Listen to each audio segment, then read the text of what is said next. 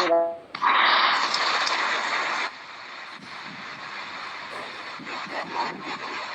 राम।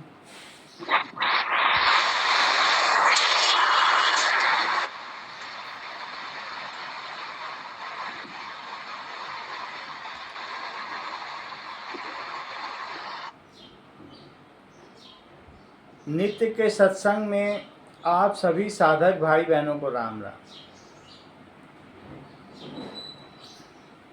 हम लोग हमारी साधना पेज नंबर 22 पर हैं। इस प्रकार का समर्पण बाह्य संन्यास से कहीं बढ़कर है। यह तो पूर्ण रूपेण आत्मदान। जो समर्पण हम कर रहे हैं उसमें हम कहते हैं कि त्वदिष्टम भवतु गोविंदम न तमदिष्टम। हमारी कोई इच्छा ही नहीं है, न धर्म के मार्ग में, न अध्यात्म के मार्ग में, न शोधन के मार्ग में, न बाहरी परिस्थितियों को वापस ले जाने के मार्ग में, न कुछ रखने के मार्ग में, न कुछ पाने के मार्ग में। न कुछ हमें पाना है, जो है उसे रखना भी नहीं। लेना हो तो ले जा, रखना हो तो रख ले, और न ही जीने के मार्ग में। जिलाना हो तो जिला ले, मारना हो तो मार दे। जो तुझे करना हो, यंत्रवत हो जाना है। तो जब हम बिक जाते हैं तो अनमोल हो जाते हैं, और जब तक बिके न थे मैं करते रहते हैं तो वो बकरा बकरा बने रहते हैं। उसका हो जाने से ही कृतकृत्यता है। यह रास्ता समर्पण का रास्ता है, यह रास्ता नाम का रास्ता है, और महाशक्ति के अवतरण का रास्ता है।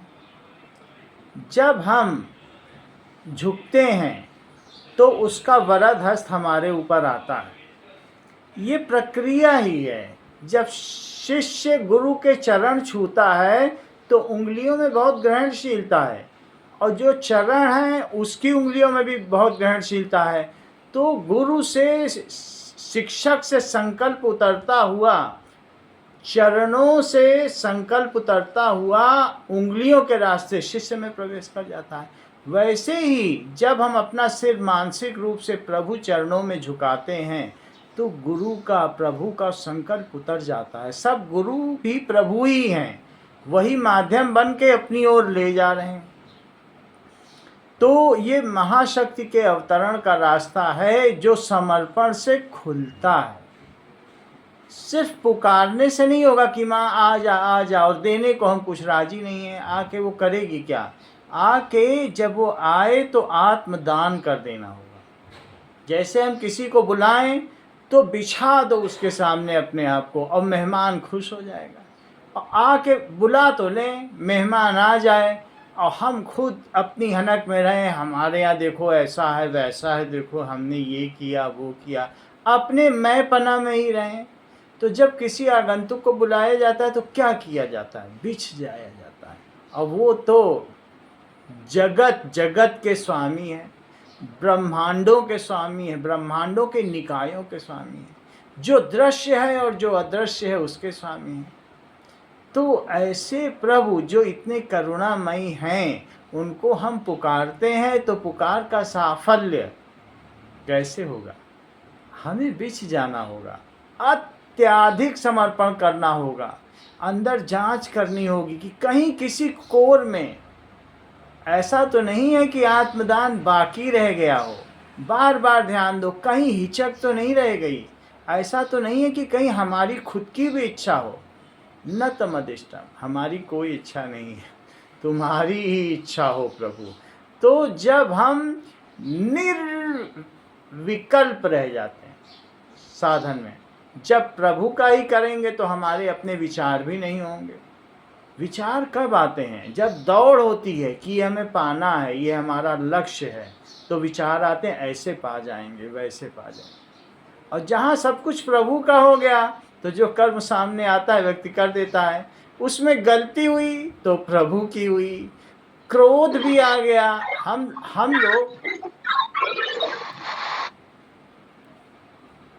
हम लोग मैले कुचैले भी हो सकते हैं, बहुत वासनाओं से ग्रसित हो सकते हैं, दूषित हो सकते हैं, साधक ही तो हैं। जैसे भी हैं, अच्छा हूं या बुरा हूं, जैसा हूं बस तुम्हारा। तो इस प्रकार से हे प्रभु मुझे बता दो चरणों में कैसे आऊं। तो हर तरीके से जैसा भी हूं बस तुम्हारा ही। तो जितना समर्पण पूरा होगा उतना ही प्रभु हम पर अधिकार कर लेंगे हमारे समर्पण से। हे प्रभु मुझे बता दो चरणों में कैसे आऊं, अच्छा हूँ या बुरा हूँ, जैसा हूँ बस तुम्हारा। हे प्रभु मुझे बता दो। तो हमारा समर्पण जितना ज़्यादा होगा उतना ही प्रभु हम पर अधिकार कर लेंगे। अधिकार किस दृष्टि से? हमको बदलने की दृष्टि से। जितना पुत्र अपने को समर्पित करता है पिता उसे अपने जैसा वैसा ही बना देता। पिता हमेशा चाहता है कि मेरा बेटा हमसे भी आगे बढ़े। तो हमारे परमात्मा हमें अपने में मिलाना चाहते हैं, उसके लिए समर्पण की आवश्यकता है।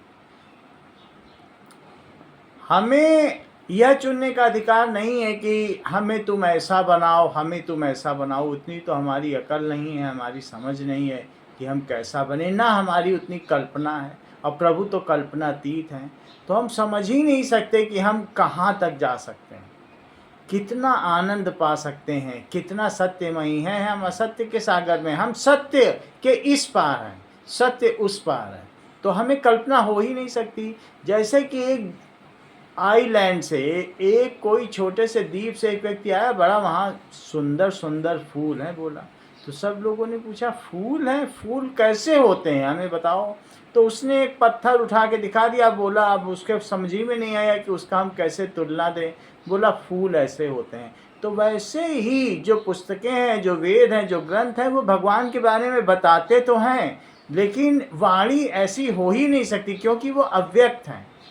वो वाणी के द्वारा बताए ही नहीं जा सकते। ये गूंगे का गुड़ है, जिसमें मिठास तो है लेकिन गूंगा बता नहीं सकता। तो कोई कितना भी कहे तो कोई हद ही नहीं शायद उसके जलवों के फसाने की। सुनाता जा रहा है जिसको जितना याद आता है। तो प्रभु के आनंद की, करुणा की कोई सीमा नहीं है। वो बहुत करुणामयी है, लेकिन हम उसे महसूस कर सकते हैं जितना हम अपना आत्मदान करेंगे। हमें ये चुनने का अधिकार नहीं है कि तुम हमें ऐसा बनाओ, ऐसा ना बनाओ। ये सब अहंकार है कि हमने तुम्हें बुलाया है, अब आप मेरा ऐसा कर दो, क्रोध हटा दो, वो कर दो। हम जानते भी नहीं अपनी सफाई। हमें यही नहीं मालूम है कि हमारे अंदर कितने कुसंस्कार भरे हुए हैं, कितना क्या गंदगी है, और हम बनना क्या चाहते हैं। अभी नर्सरी के बच्चे से पूछो कि भाई तुम क्या बनना चाहते हो, उसको मालूम ही नहीं है उसको कि आगे की पढ़ाई क्या है, तो वो क्या बनना चाहेगा और क्या बताएगा। तो वैसे ही हम लोगों की स्थिति वैसी ही है कि हम अज्ञानी हैं। बस समर्पण कर दो, सब कुछ प्रकाश होता जाएगा, शोधन होता चला जाएगा। ये सब जाप से होगा। ऐसा सोचना तो बुद्धिगत धारणाओं का फल होगा, और इसका अर्थ ये होगा समर्पण करने से इनकार करना। समर्पण की कोई शर्त नहीं होती है। हमने न जाने कितने जन्मों से कितना वेद पढ़ा है, इस जन्म में भी स्वामी जी के पास आने से पहले इधर उधर न जाने कितना भटके हैं, और अभी भी हम जिनसे मिलते हैं वो अलग अलग रास्तों पे चलते हैं। वो कुछ न कुछ जो प्रार्थना भी करते हैं, भजन भी करते हैं, तो उसमें वासना भरी मांग होती कि ऐसा कर दो, वैसा कर दो। सिर्फ मांग मांग ही होती है। उसमें धन्यवाद वाली को या आभार वाली प्रार्थनाएं हमारे चारों तरफ बहुत कम ही हैं। हम चुन के ऐसी प्रार्थनाएं समझें या पुकारें जिनमें आभार आभार हो, प्रभु का धन्यवाद हो, प्रभु के प्रति समर्पण हो। तो वो हमारे अंदर जैसे जैसे हम भजन बोलेंगे, भाव से भर के बोलेंगे, तो समर्पण पूरा हो जाएगा। तो हम ऐसा न सोचें कि हमें ये कर दो, वो कर दो। हमारे हाथ कुछ न लगेगा, या लगेगा तो बहुत थोड़ा लगेगा। देने वाला बहुत बड़ा है, और हम अपनी सोच के हिसाब से मांग रहे हैं, वो चीज़ बहुत छोटी है। वैसे तो भगवान कहते हैं कि यो यो याम याम तनुम भक्तः श्रद्धयार्चितुम इच्छति तस्य तस्य अचलाम श्रद्धाम तामेव विदधाम्यहम्। जो जो जिस जिस भाव से मेरे जिस जिस रूप की उपासना करता है, मैं उसकी उसी में अचल श्रद्धा स्थापित कर देता हूँ। फिर वो जो मांगता है वो मांग पूरी हो जाती है। लेकिन हम भगवान से सब कुछ मांग लिया, खुदा से तुझको मांग कर, अब हाथ ही नहीं उठते इस दुआ के बाद। जब हम प्रभु को ही मांग लेंगे तो फिर उसके बाद अब और क्या बचेगा। प्रभु मैं तो सारा जगत है। ऐसा सोचना तो बुद्धिगत धारणाओं का फल होगा और इसका ये अर्थ होगा कि समर्पण से इनकार करना। अगर मांग से भरा हुआ समर्पण है तो समर्पण दूषित है, समर्पण अधूरा है। ये विशुद्ध समर्पण नहीं है, ये एब्सोल्यूट सबमिशन नहीं है। तो हम अंतरात्मा के गहरे में जाएं और कहें, देखें कहीं खिन्नता तो नहीं रह गई है। जिन परिस्थितियों में हम बरत रहे हैं, क्या हमारे अंदर मुदिता है? क्या नाभि से भगवान के लिए धन्यवाद निकल रहा है? तो मरहबा क्या कमाल है, वाह भगवान क्या लीला है। हर घटना को हम इस प्रकार से देख पा रहे हैं, तभी हम देखेंगे कि हम प्रभु की गोद में हैं, महाशक्ति माँ की गोद में हैं, तभी समर्पण होगा। तो किसी भी प्रकार का ना तो सिकुड़न होनी चाहिए माथे में, न वाणी इस प्रकार की हो, वाणी में भी वैसी ही मधुरता होनी चाहिए, सौम्यता होनी चाहिए, चेहरे पर स्मिता होनी चाहिए, और अंदर ही अंदर भक्त गदगद बना रहता है कि वो भगवान का है। जैसे अगर हमारा संबंध हमको पता चल जाए कि किसी अमीर व्यक्ति से है, हवेली के मालिक से है, अंबानी से है, तो अंदर खूब खुशी मिलती, देखो कितने बड़े से हमारा संबंध है, और हमारा कौन क्या बिगाड़ लेगा। तो वैसे ही अपने संबंध को प्रभु से मजबूत करते रहो, उसकी प्रतीति होती रहेगी, ये संबंध प्रगाढ़ होता रहेगा, और खूब उसकी याद करते रहो, नाम की डोरी से दृढ़ता से उससे बंधे रहो, वो पास आता जाएगा जैसे कुएं की बाल्टी रस्सी खींचने से पास आती है। और अंदर मुदिता बनी रहेगी। मुदिता ही नहीं बनी रहेगी तो फिर इसका मतलब है कि निष्ठा की कमी है, निष्ठा ही नहीं है, तो वो बढ़ती जाती है। ये सब नाम के प्रभाव से होता है, नाम के प्रभाव से ही समर्पण होता है। और अंदर ये मांग उठती रहनी चाहिए कि तेरी इच्छा पूर्ण हो माँ, तेरी इच्छा पूर्ण हो माँ, सब विषय में और सर्वथा परिपूर्ण हो। तन में मेरे, मन में मेरे, बुद्धि में भी पूर्ण हो माँ, तेरी इच्छा पूर्ण हो माँ। समर्पण बहुत ज़रूरी है। समर्पण जब परिस्थितियाँ आती हैं, हम बिलबिला उठते हैं, तब पता चलता है कि मुल्ला जी कितने गहरे पानी में हैं। तो हमें जांच करनी होगी, उस कमी को दूर करना होगा। हम एक स्टूडेंट हैं, हम एक साधक हैं, ये किसी भी क्षण हमें भूलना नहीं होगा। हम जो साध ले, जो सीखता है वो साधक होता है। तो हम सीखने के लिए बने, तो सीखना जीवन भर है, सीखते जाएं। हम वह धारणाएं अहम मूलक होंगी अगर हम बुद्धिगत धारणाएं करेंगे कि ऐसा कर दो भगवान, वैसा कर दो, तुलना भी न करें दूसरे से कि दूसरे को क्या हो गया। सब अलग अलग क्लास में हैं, अपनी ही क्लास का बिगाड़ कर बैठोगे। अगर सोचोगे कि 7वीं की किताब में अच्छा चित्र देख ही आए हैं, 7वां पढ़वा दो, 5वां छोड़ो भगवान, तो उल्टी पुल्टी गड़बड़ करिकुलम में हम पढ़ेंगे तो उनका भी, स्वामी जी का भी काम ना हो पाएगा, महाशक्ति माँ शोधन भी ना कर पाएंगी, और सब हम गड़बड़ कर बैठेंगे। इससे अच्छा है कि उनकी गोद में चले जाओ, नहला देंगी, धुला देंगी, और इसमें दुर्गति का प्रश्न नहीं है, वासना का भार नहीं है, पतन की संभावना नहीं है। बहुत अच्छा रास्ता मिला है और बहुत भाग्य से मिला है। तो मज़े से गूंगे के गुड़ की तरह खाते रहो, चुपचाप आगे बढ़ते रहो। 4 लोगों को बताने की ज़रूरत नहीं है, और किसी को पता भी नहीं चलेगा। इस साधना में दिखावा नहीं है, कर्मकांड नहीं है कि 4 तरीके की धूप बत्ती लानी है, ये लाना है, एक दिया जलाना है, आवाहन करना है, तेल का हो तेल का जला दो, घी का है तो और अच्छा है, और बस बैठ जाओ आसन पर, अपना ध्यान करो, समर्पण करो। जो भजनों के भाव हैं वो भगवान को अर्पित करो, अपनी सभी धारणाएं भी अर्पित करो, बस हो गया भजन।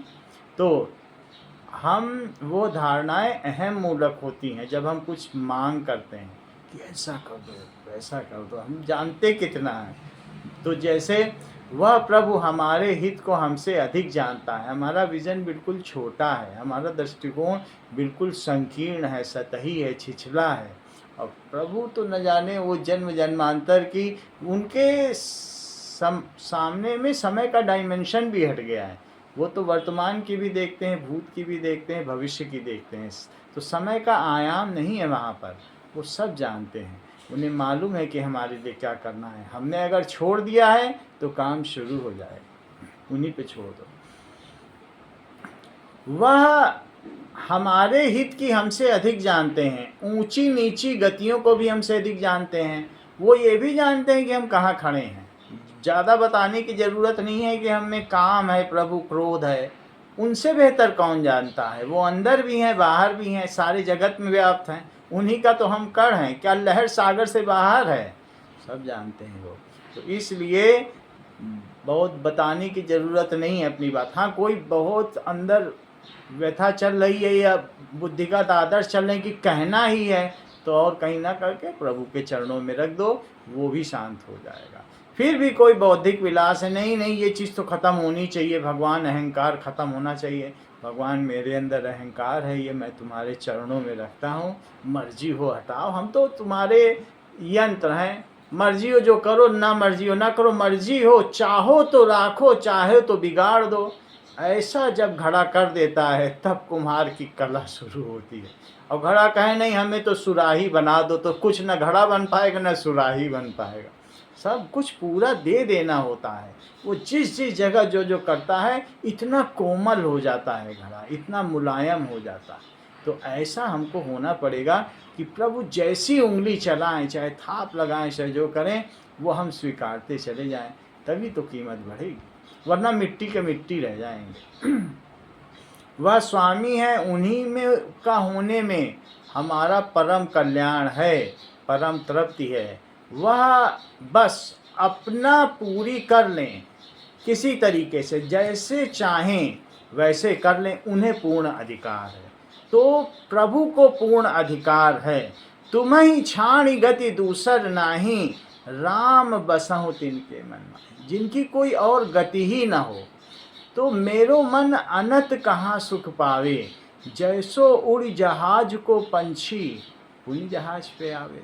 तो जहाज में, बड़े से जहाज में अगर पंछी बैठ गया है, इधर उधर उड़ेगा, ना उसको टापू मिलेगा, ना द्वीप मिलेगा, आइलैंड भी ना मिलेगा, वापस उसी जहाज पे आ जाएगा, वहीं ब्रेड खाएगा, वहीं खाना खाएगा। तो उसी तरीके से कि प्रभु का ही भजना है, प्रभु का ही हो जाना है। राम नाम छाड़ी जो भरोसो करे और को, तुलसी परोसो छाड़ी मांगे कूर कौर को। तो जो प्रभु को छोड़कर दूसरों पर भरोसा करता है, इधर उधर लोगों पे भरोसा करता है, प्रभु पे समर्पण नहीं करता है, वो परोसी हुई व्यंजन को छोड़कर जूठन की तलाश करता है। तो इसलिए तुलसी जाके मुखन ते धोखे हूँ निकरत राम, और तागे ताके पग की पांतरी और मेरे तन को चाम। तुलसी कहते हैं वो धन्य भाग है जिसके मुंह से धोखे से भी राम निकल जाए, उसके पैर की चप्पलें मेरे शरीर के चमड़े से बनवा देना मेरे मरने के बाद। वो कितना अहोभाग्य है जिसने प्रभु को समर्पण किया है। प्रभु भी सोचते हैं कि ये मेरा भक्त कितना अच्छा है कि जिसने संकट के समय इधर उधर ना जाके मुझे याद किया। और अगर मुझे याद किया है, भले ही उसने वासना की दृष्टि से याद किया हो, अपनी इच्छाओं की पूर्ति से, लेकिन आया मेरे पास, तो अगर मैं उसकी इच्छा न पूरी करूं, उसका कल्याण न करूं, तो मैं कृतज्ञ कहलाऊं। प्रभु इतना सोचते हैं कि वो मांगने की भी दृष्टि से आया है। चतुर्विधा भजन्ते माम जना सुकृतिनोर्जुना, आर्तो जिज्ञासु अर्थार्थी ज्ञानी चा भरतर सभा। कुछ आर्त होके आते हैं, भगवान मेरे बड़ा दुख है, हम तुम्हारी शरण आ रहे हैं। कुछ जानने के लिए आते हैं कि भगवान तुम क्या हो, कैसे ब्रह्मांड बना है। और कुछ अर्थार्थी मतलब के लिए आते हैं, लोकेशना वित्तेषणा पुत्तेषणा, संसार में मेरी प्रसिद्धि हो जाए, वित्तेषणा धन की इच्छा होती है, पुत्रेषणा बंधु बांधव सुखी रहें। और चौथा ज्ञानी है, तेषाम ज्ञानी नित्य युक्त एक भक्ति विशिष्यते, प्रियो ही ज्ञानी न्योत्यर्थम अहम सचमम प्रिया, उसमें से जो ज्ञानी है, जो सिर्फ समर्पण कर देता है, तो उसको पिता के 4 बच्चे थे, वो 4 आम लेके आए, तो एक बच्चा उसमें रोने लगा, पिताजी आम दो, पिताजी आम दो। दूसरा लालसा से देखने लगा ये पिताजी क्या लाए हैं, और उसमें तीसरा वो पिताजी हम आपके बेटे हैं, आम तो हमें ही मिलना चाहिए। और चौथा सिर्फ वो अपना खेलने में मस्त था, तो पिता ने सोचा उसी को नहीं मिल पाएगा, जाके सबसे पहले उसी को आम दिया।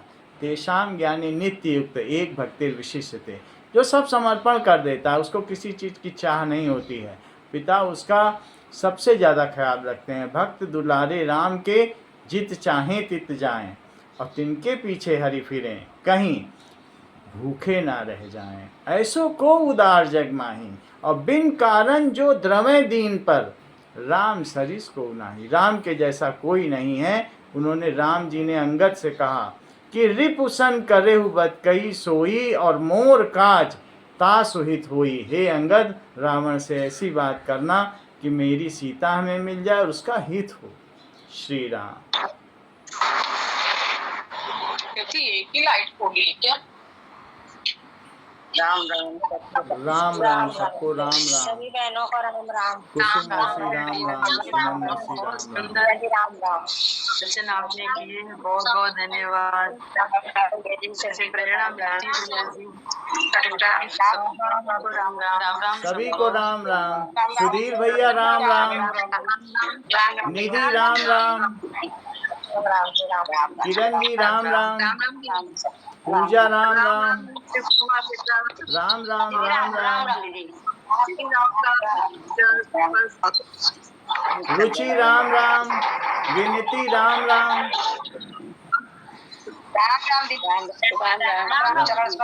राम राम। सभी साधकों को राम राम। कल हम लोग इसी समय फिर मिलेंगे। राम राम।